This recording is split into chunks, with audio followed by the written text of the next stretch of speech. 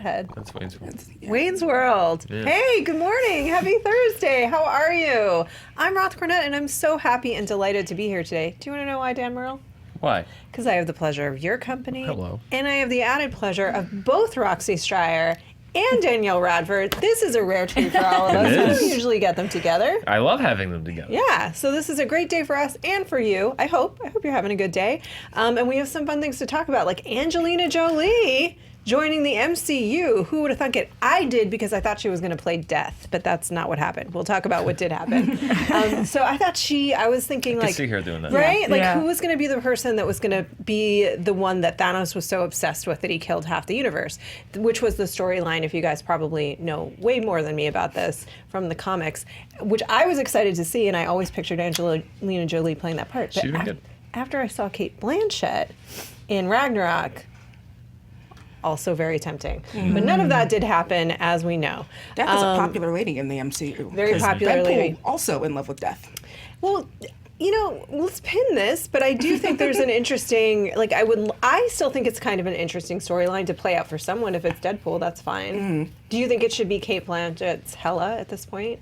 I'm a I little want in any love with more her. Kate Blanchett. Just give me all of it. Okay. I'll take any more of it I can get. All right. Well, Angelina Jolie is actually going to end up playing, it is being reported by THR, an Eternal, we think. So in any event, she's set to join the MCU in the movie The Eternals. I assume she feels like an Eternal to me, Dan. I think this is just, she's playing herself. Yeah. I mean, like, I just think this is who she is. So this project is based on the Jack Kirby created title. These are near immortal beings, and they have a more monstrous offshoot. However, we don't know what this movie is following. There's some speculation about that. The Hollywood Reporter says that one aspect of the story involves the love story between Icarus, a man quote, fueled by cosmic energy, and I don't know if this is the right pronunciation, but Circe. Thank you. Who relishes moving among humans. Who would Jolie play? I don't know. She has been in a comic-based movie before with Wanted, but this is the first sort of superhero MCU movie. I'm very excited. I love her. I have no apologies about that. How do we feel? I don't know much about the Eternals. If I'm being honest, I was always, as a comic fan, a street level guy. When you started going cosmic, my eyes glazed over a little bit. Ooh, and you just don't like any Jack Kirby, do you? Yeah, Jack Kirby was a little too, as an artist, incredible. But when you talk about the storylines and stuff, when you started going further out, I kind of started disconnecting. I was much more of like X-Men, Batman, just more of a street level. Yeah, the normal stuff, Well, yeah, I was not day. as much into the big, but that's also why I love Thor and Thor Ragnarok and Guardians of the Galaxy, because that was the side of the comics that I never really got into, because it just wasn't quite my thing. So I have no idea what the Marvel universe is going to look like 3 months from now. Yeah. So it's weird, It's seemingly. very odd. Yeah. I'm into it. I personally was and you too, Dan, I know, science fiction fan, especially as a kid. But I also love cheesy science fiction, so like Flash Gordon, all over it. So for me, that Guardians, and when you introduce that element, it really hit a sweet spot. And I like the fact that they're going even further with it. How do you feel? It's weird. Circe is a character who I believe, if she's who I'm thinking of, she has been an Avenger, I think.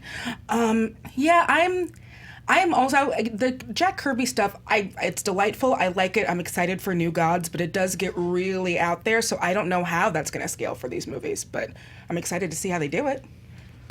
I don't know. And I think that this could be really cool, so I don't want to yuck anybody's yum, but Angelina Jolie... If it's not a phrase, it is now. T-shirt. Yeah, I don't want to yuck their yum. I don't want to yuck your yum. Yeah. Don't yuck my yum. It's like when you're eating something weird and somebody looks at it strangely. It's like, stop. It's my yum. Yeah. I like that. Thank you. I just have a hard time sometimes watching Angelina on screen, to be honest. So hearing that she's attached doesn't get me particularly excited. I don't know.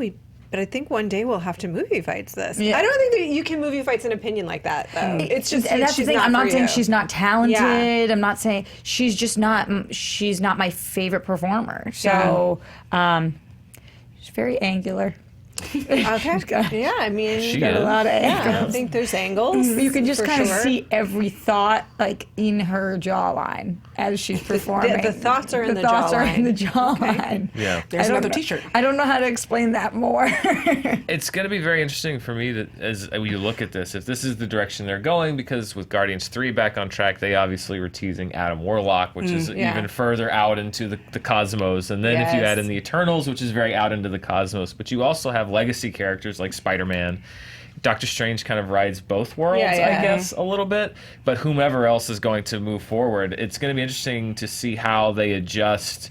Because this new phase will be they're starting a new thing, but they're also inheriting some stuff from the previous Right. phase. It's like, how are they going to integrate all of this, or are they, into one big picture? Because we're now at the culmination of this 10-year Yeah. thing that everything was sort of interconnected a little bit. Right. Yes. How are they going to mix now everything that they've Yeah, got? I guess it gets more complicated with the X-Men too, potentially, Yeah. and potentially the Fantastic Four. I think they've done a Game of Thrones-like job, though, of being like, we're going to ground this superhero, he's an arms dealer, blah, blah, blah, blah, blah. It's very relatable. And then it's laddered up and up and up, and now it's just like, magic exists, deal with it. I agree with that. Talk about jawlines. I don't. Maybe I'm jealous. I don't have that kind of strength in my jaw. I think, Dan, with your point, I keep wondering at what place in the MCU are we gonna have it so that new fans will understand the exact same amount of yes, stuff that old exactly. fans, because there has to kind of be that line somewhere, and this seems like that. Well, yeah, I think psychologically, Endgame, for a lot of people, might be the last one where they're like, I have to go see this one. Yeah. Because this will, it seems seemingly, Yeah. wrap up all of these storylines, at least for the ones you've been following since the beginning. And then I agree, that's the question, is how many people after Endgame are going to be Marvel fans, but that pressure will be off to be like, well, you have to see this one. Because if you don't see this one, then you're not going to get what's going on in the Infinity timeline. If that all is sort of squared away, I think that's a really good question, is what is going to draw people in Yeah. to get them re-engaged and to that same level of like, you have to go see this movie if you want to keep up with the story. Well, and then Spider-Man's over here doing his own thing. Your Yep. friendly neighborhood Spider-Man with Venom now and the Sinister Six. They're leaning into that with Sony, so that gets a little complicated too in his universe. But I do here. Just very quickly on Angelina Jolie. You know what I agree with you about entirely Team is that Jen? she's certainly. Oh. Do what? Team Jen? I thought that's what you were going to say. You agree with me on. I didn't realize I we didn't were. think about that. I didn't realize we were. I thought that's where you were going. That's not where you were going? No, I was oh. going to talk about her performance, but I hear you. I was just saying that she is, as an actor, certainly not understated, right? Like she is a big, larger than life performance for most of her roles, and they can get a little campy, and they can get a little weird, and they can go a little off. I really enjoy her. I think that's appropriate for the MCU, to be honest. It definitely Yeah. is, and I think that's why this doesn't bother me, because you cannot not notice her when she's on screen. Yeah. It's impossible. Like, she could never be one of those people who is an undercover spy, really, because like she's just Angelina Jolie. Yeah. Like she's everything. Agreed. So I think that this is the type of role that if I do like to see her ever on screen, it's this kind of thing. Yeah, I forgot about the Friends connection, so I apologize. Because Yeah. you guys all looked at me like I was crazy. It's like, You no, it's forgot like about a my slight past. puzzle. I forgot how you felt about Friends, and it's all tracking. In the interim, did we ever make the clip out of Billy's niece waving goodbye on a phone call saying like and subscribe? Did we ever get that? Not that I know of. No, we didn't get it. Okay. Well, pretend that you're seeing a very adorable little girl say like and subscribe, because that's how much YouTube she watches, so that's how she signs off on a phone call. But we would That's also... amazing. Isn't that adorable? That's amazing. I want that to be our like and subscribe call out. But in any event, we're here every day of the week. We have multiple stories. We're going to get into a couple of more, including about a Game of Thrones documentary. 1, 2, 3, now. Game of Thrones documentary. HBO is going to air a 2-hour Game of Thrones documentary in May after the final season. They said they've had unprecedented access, and it's basically telling the story of the final season. It makes a whole lot of sense to me as a fan who's going to be left feeling like I need some. It's like, to me, Game of Thrones, and we don't advocate this in reality, but it's kind of like an acid trip in the sense that you're going to need somebody to help you ease down, you know? Oh, yes. And oh, not yes. that I know this is what I'm guessing. It's a come down. Yeah, it's like you just like need somebody to ease you out. Like we're going to end that finale. We're going to have feelings and thoughts. We're going to need something to process it, Dan. Especially if it sucks. Oh, Don't do that. Don't do that to me. I don't even know why I put that out in the world. We're manifesting good things. I've had my heart broken many times. No, I have faith in Benioff and Weiss. They know what they're doing. Yes. They'll be able to stick the landing. I really, really hope. But and it is, I love unprecedented access. Well, if anyone was going to get unprecedented access, I would hope HBO would, of everyone. Yeah. It'd be weird if it was like Showtime. Yeah. Got the HBO unprecedented stopped HBO from getting the HBO style exactly. access. You know, sometimes companies are so weird like that where you have to get strange permissions from the same company. I do like that idea, though, of having something in the pipeline ready, because usually when something like this happens, you have to wait until it comes out on Blu-ray or something, and then they'll release there's the documentary about Last Jedi that people liked that was on the home, but that was months after the movie came out because you have to wait. So I do like the idea, or they do the specials before, like Seinfeld did, before the finale, where it's about the show up to that point, but it's a lot of recap. I like the idea of like the show's over, and if you are so desire, you can see this making of immediately after. Plus, it's another week of Game of Thrones ratings for HBO, which I'm sure they don't mind. This is an unprecedented moment in television, Danielle. I don't think we're ever going to see anything like Game of Thrones again because of the way television is watched and created now. Right. It's just so different. So I need this. Do you need this? I agree with you. I think that sometimes you need to come down. And I'm such a huge fan of making of documentaries. Those are huge for me. I remember the first one I watched was from Mortal Kombat movie, and I was addicted to them since. So this is, this is Danielle Radford content. Like, this is exactly what I want after I'm done seeing the show. Rox, you're a TV expert. Yeah. Is it the end of an era? I mean, without a doubt. People are already talking about what's going to be the next Game of Thrones, and I'm not quite certain there ever will be because of how much content there just really is. But then again, I'm sure people said that after 15,000 other shows. And All in the Family. And when Lost started, and people don't even talk about that show anymore. So I still love Lost. Didn't we do that just the other week? Didn't we get into a whole Lost thing about the finale? I feel like we did. There was some All talk. right. Well, most maybe not popular amongst people who are not sitting at this table. It was not. I don't think it grabbed a lot of fans after it aired. Yeah, that's true. I think it was very in the moment when it did air, and then it was huge amongst a certain class. I don't know. I'm very curious because I don't hear a lot of new Lost converts. No. Yeah, How that's many true. people No.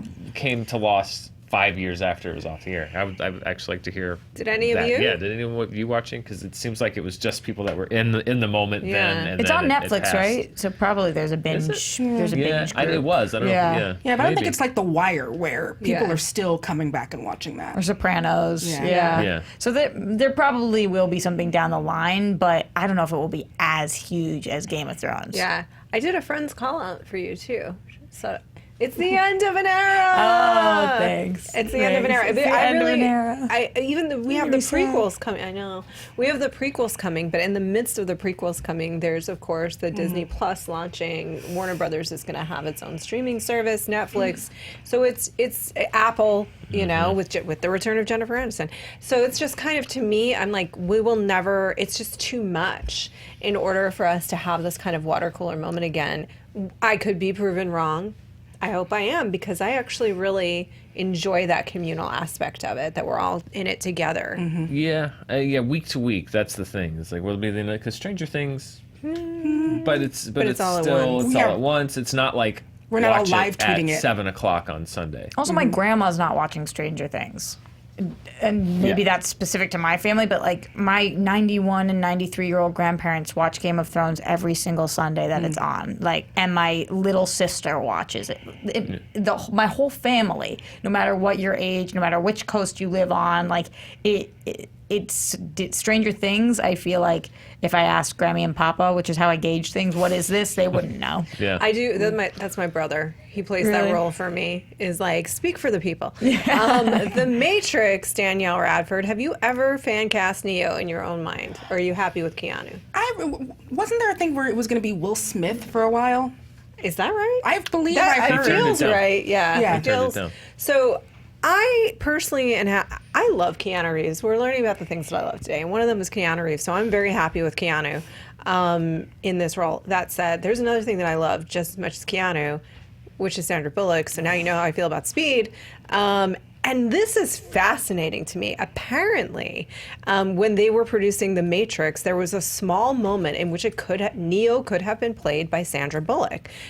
So they were considering it for a moment. So producer Lorenzo, this is via the Wrap, Di Bonaventura. Man, he's all over the place. What is happening? He is just vomiting He- information out to the internet this last week or so. What's he promoting? I don't know, but he was talking about Transformers, Yeah. and Yep. now he's on the. Jeez, But they've got to be Louise. talking to him for what is? Do we know Bumblebee, what he's maybe? promoting? I don't know. We'll figure it out. So in any event, he said that basically he was fighting to get it off the ground. He couldn't cast it. People were turning it down, and he really, really wanted to get it made. So they took it to Sandra Bullock, and they said, "We will change it, and Neo will be a lady." And so obviously they start together in Speed, as mentioned. And here's what he said: "Quote: We went out to so many people. I don't remember. We were getting desperate." Which is not a nice way to speak about Sandra Bullock, but sure. He said, "We went to Sandy Bullock and said, we'll change Neo to a girl. Joel Silver and I worked with Sandy on Demolition Man, and she was, and now continues to be, a very good friend of mine. It was pretty simple. We sent her the script and said if she was interested in it, and she said they would do it. And she said she just wasn't really for her at the time. She turned it down. But she also turned the role of Trinity down, which she said on the Today Show separately in 2009 that she regretted." I think it would have been fascinating. Like I said, I love Keanu, so I'm good with it. But that's in a lot of ways a totally different movie. Completely different movie, completely Yeah. different vibe, a much funnier Neo. Yeah. You'd have to be, right? You have to be. Yeah. Yeah. I don't know about this. No? I'm a little skeptical, if I'm being You don't honest. think it's true? Because it's him. I'm not saying it's not true. Okay. But this idea of like, oh, there's a world where this would have happened. If she'd said yes, then, but like, I noticed the Wachowskis are not mentioned at all in this story. It's him and Joel Silver, which, of course, he and Joel Silver went to the top female box office star in the world at the time to potentially offer this project. Like, that's their producers. That's what they do. Like, I would be much more interested if the Wachowskis came out and said, oh yeah, we totally would have cast Sandra Bullock as Neo, but Well, it wouldn't have been up to them. This was their first. Think about how new they were. They had done Bound. Like directors of that level, especially, that this is pretty new project. It's very expensive. The studio would have had the call about who's cast. But I think that they would have. But this idea of she would have done it. Yeah. If she'd said yes. Yeah. That to me, I would very much like to hear the Wachowskis' opinions on that, because that would be a fairly major change to their screenplay. Yeah. Yeah. And so it just doesn't sound to me like it would have been. It's as easy as. Oh yeah, no, it totally would have been Sandra Bullock, but she said no.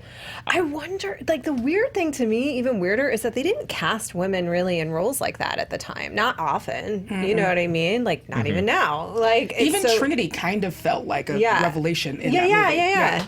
So that's what's more surprising to me, is that they would have had that role be a female at that time. Yeah. Like, I would rather hear Warner Brothers come out and be like, yeah, we would have okayed that, because that's what I don't believe. Right. It's, I mean, if you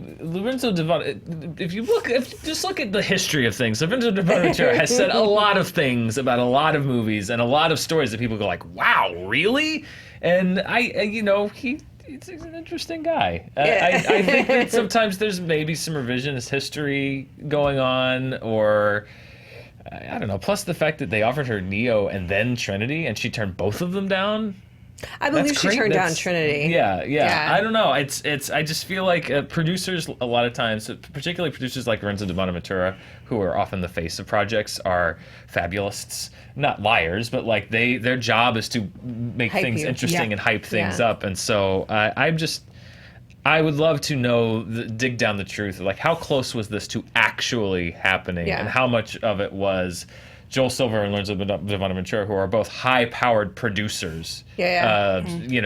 offering it to everyone in town because that's what they do. Every star, Every star in town, every A-list star gets offered every single script because, of course, as producers, that's who they want to star in their movie because they want to make a lot of money. Yeah, and at the time, I bet it was hard to get that budget approved without a notable star. Like, they would have needed it. And that's where I'm saying, like, the Wachowskis may or may not have liked that, but if the studio wanted that, that's the way it was going to be. Like, especially at the level they were then, they didn't have that kind of power. Because think about it. If they cast Sandra Bullock as Neo, so then the Trinity Wachowskis would be... either have to completely rewrite the part of Trinity and completely change her role in the movie, or also then make Trinity a male character and do the rewrite. I mean, there are a lot of chain reactions to just that change. So that's why I say, like how close was that to happening? Because the chain reaction on how the movie would have had to have changed after that is pretty big.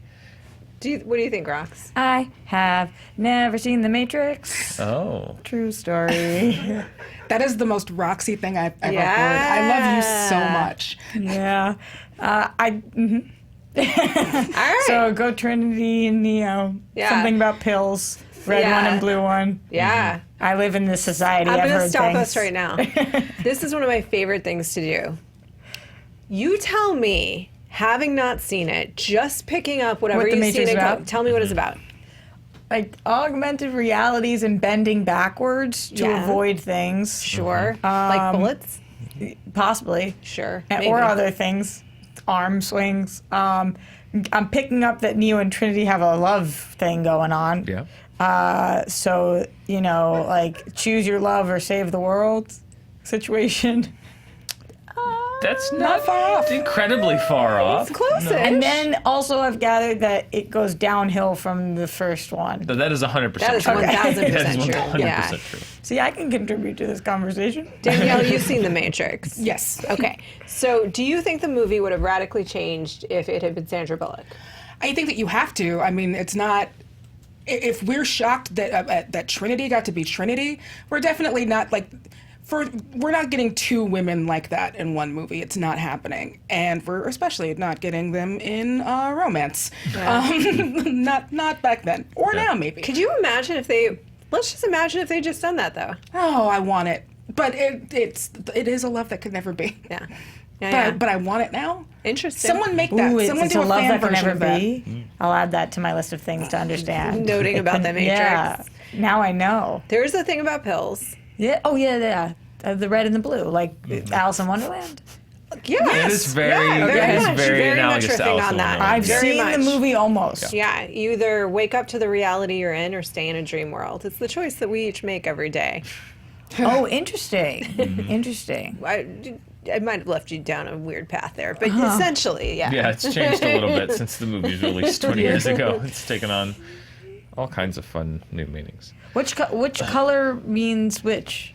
So it If you take is the red pill, you wake up. wake up to your actual reality. If you take the blue pill, And if you take stay- the blue pill, you stay asleep. Yeah. And you forget that the Matrix Ooh, exists. so is Trinity only in the augmented one? She's not in his real reality. No. That's where it gets complicated. Oh, no. So that's when I stopped to understand. Yeah. Okay. Well, I'll have to see the movie at some point, clearly. I kind of want to rewatch The Matrix right now. Yeah.